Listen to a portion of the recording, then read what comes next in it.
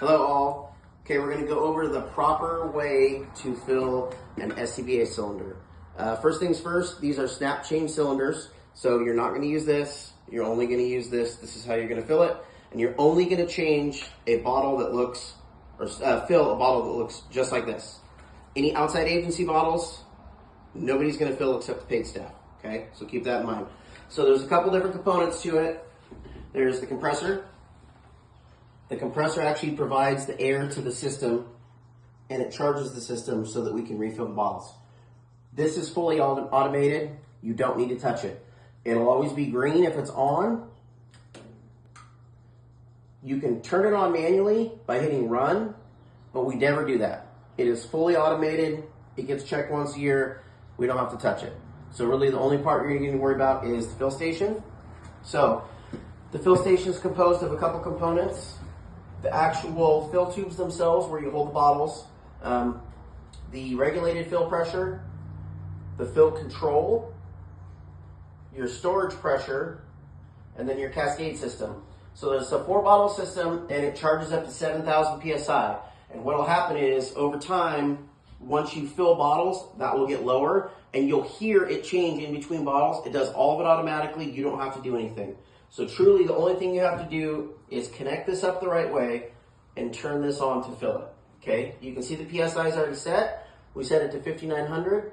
It goes to 5,900. We overfill it just a little bit. So when it cools down, it stays full. Okay, so a couple important things. There's a bleeder valve right here that we need to know about, what we're going to talk about. And these are your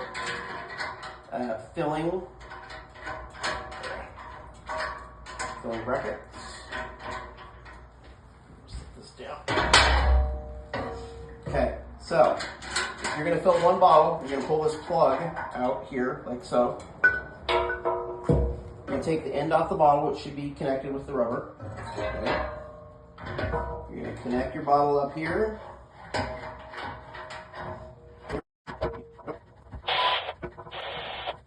Okay, so important, there's going to be a couple threads left. It's not going to go all the way on. Hand tight is fine, okay? But what's important is this plug is still in here tight. This is closed. So once this is on there, this is closed, this is closed. We're going to fill one bottle. It's in the unlock position. You're going to spin it to the closed position right here. You're going to lock it into place, which you'll see the yellow comes across the red. That'll let you know that it's locked. As soon as that's in there, you can start your fill. So, you're going to crack that. That will go up to where your bottle is currently. And then you can see the gauge going.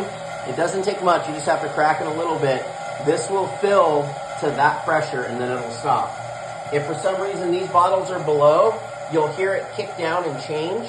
It'll sound kind of weird, but you'll recognize the noise. Don't worry about it. It's designed to do that, okay?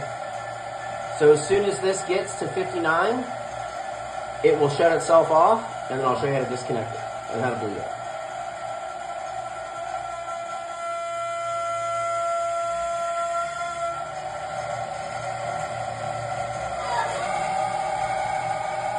That noise you just heard, you might not be able to hear it in the video, it was changing between bottles when it did that.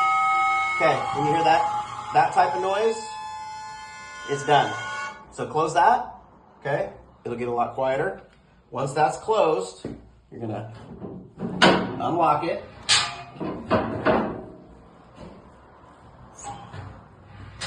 Drain the pressure off using the pressure relief valve. That will drain the pressure off of this bottle so that you can take it off. You don't have to turn this on or off. Once you drain that pressure, it's done.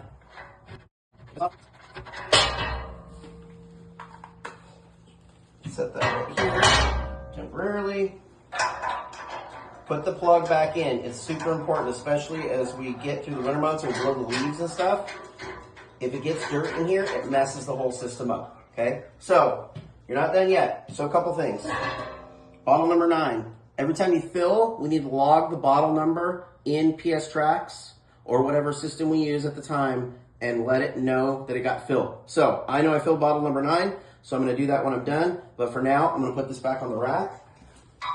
If it's facing out, it's full. If it's facing in, it's low, okay? So I'm gonna leave that on the rack. All the bottles in here should be full. There shouldn't be any low ones sitting in the rack. We happen to have one. Okay, so that's turned off, but you still have pressure here that we need to bleed. So this is how you do that. Make sure that's unlocked. Like this. You're gonna turn this on, like that. Leave that cracked.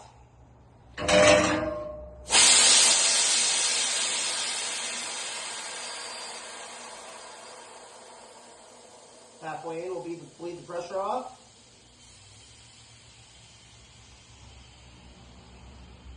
As soon as you hear it done, spin it back around, shut this off again, and you can either leave this in the front or the other one in the front. It really doesn't matter. And then just leave it unlocked. The fill pressure just stays the same all the time. That is it. That is all there is to it. Remember, if it's not a snap change bottle, the only people that are going to fill it are the paid staff because it is different pressures and you have to adjust the pressure on here. And if you forget, it will cause a catastrophic explosion, which this is designed to take, but we don't want that to happen. So that's a basic overview. If you have questions, have one of the paid staff run you through it, but that's how we do it.